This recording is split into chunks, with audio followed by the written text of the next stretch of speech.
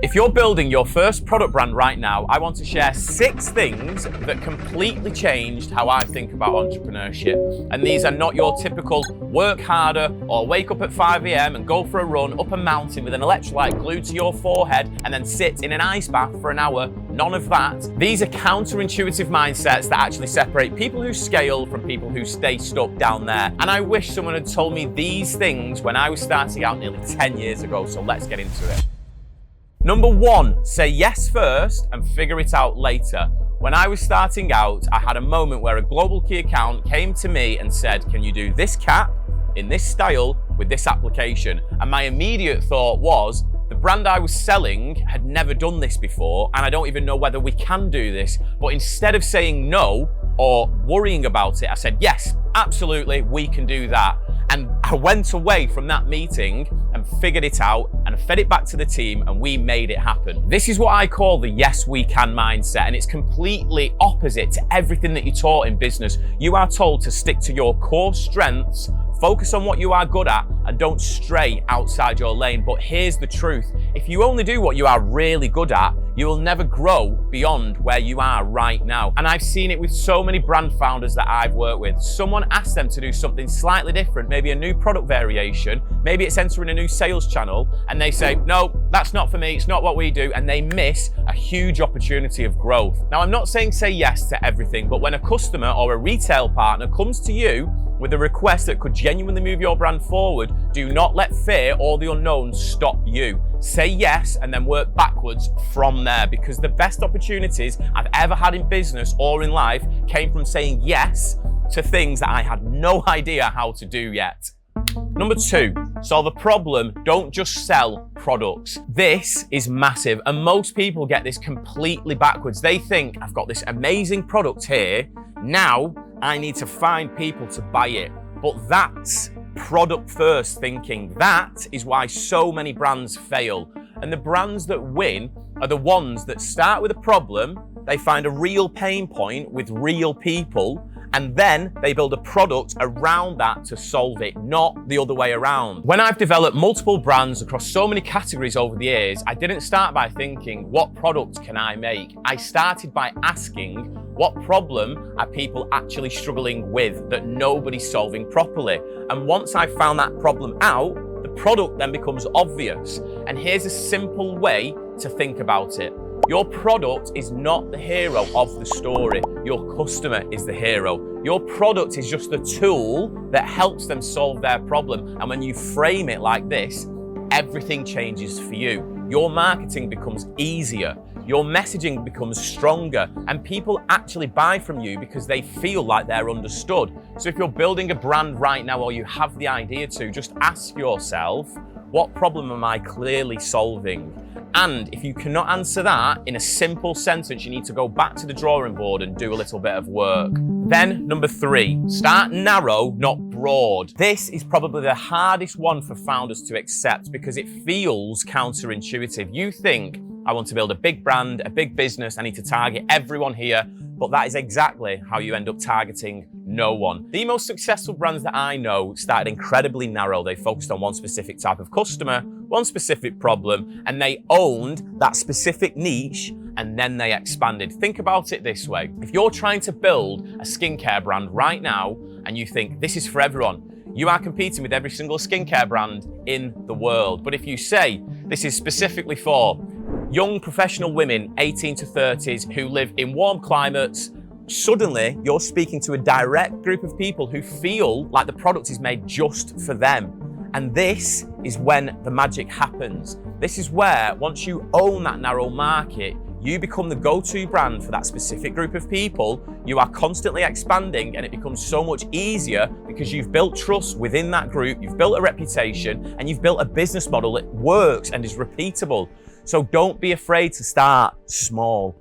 Don't be afraid to go into a niche heavy, because narrow focus creates deep impact, and then deep impact creates true momentum within your sales. And then number 4, get paid before you build or have a true sales strategy. This is something I learned the hard way. When I was starting out my career, I've spent months developing products across so many different categories: premium menswear, jewelry, even women's wear, perfecting everything, getting everything ready, and then going to launch it, and I had no idea if anyone would actually buy it. But now I do things differently. After many attempts, I validate demand before I invest heavily, and the best way to do that is to get people to pay you before you actually buy or have built the full thing. And this means I am talking about here pre-sales, sign-ups, anything that proves that people will actually put money down for the product that you are building or that you are selling. Because here is the truth. People will tell you all day that they love your idea, but until they give you money or until they sign up, it does not mean anything. And this isn't just about validation, it is about cash flow. This is the lifeblood of any business, especially in the early days. If you can get a customer to pay up front, even partially, you are building a business with their money, not just your own. Even a sign up, it gives you a foot into that door and it changes everything. So before you spend hundreds of thousands or tens of thousands of pounds on inventory, on a product, before you commit to a massive product run, test the market. Build a landing page, run some ads, get some feedback from close friends or family. See if people actually want to buy it. If they will, then you build it, not the other way around. It does not work. Then number 5, borrow what you can and buy what you must. I am the king of this. Most founders think they need to own everything. They need their own warehouse, they need their own equipment, they need to own this, they need to own that. However, this is how you burn through cash trying to build an infrastructure before you even have a proper proven business that works. But the smart founder, the smart business owner, they do it the opposite way. They borrow, they partner, they find creative ways to access resources without actually owning them. When I started out, I stocked things in my garage. I then moved it to a friend's house if they had more space. I didn't go out and buy a huge warehouse straight away. And then you find out what a fulfillment partner is. Someone who already has a true infrastructure in place. You don't need to go out and buy expensive equipment for production as well. You can find manufacturing partners who have the infrastructure in place to produce for you. And this isn't about saving money, it's about staying lean, staying flexible, because when you own everything, you're locked in. But when you borrow or partner, you can pivot quickly if something isn't working and move on to the next product. So ask yourself this: what do I actually need to own? And in this day and age, it isn't much at all. You need to be liquid, and you can access everything through partnerships or being creative with your arrangements, because the less capital you tie up in assets, the more you have to invest into growth. Number 6, move fast and ask for permission later. Now, I'm not saying go and break the law, but I am saying that if you wait for everyone to give you permission, if you wait for everyone to be perfect, you will never ever launch and you will never scale. I see this time and time again with founders. They are waiting for the perfect product, moment, market conditions, and they never start. But here's what I've learned: the market doesn't reward perfection. The market rewards speed and iteration. The founders who win are the ones who launch quickly, learn from the market, and adapt even quicker. I have some of my best friends right now leading some of the world's markets in their respective categories, and honestly, respectfully, they are doing it off the back of a fag packet. They're doing it so ad hoc, but they do it very quickly, and that is the key.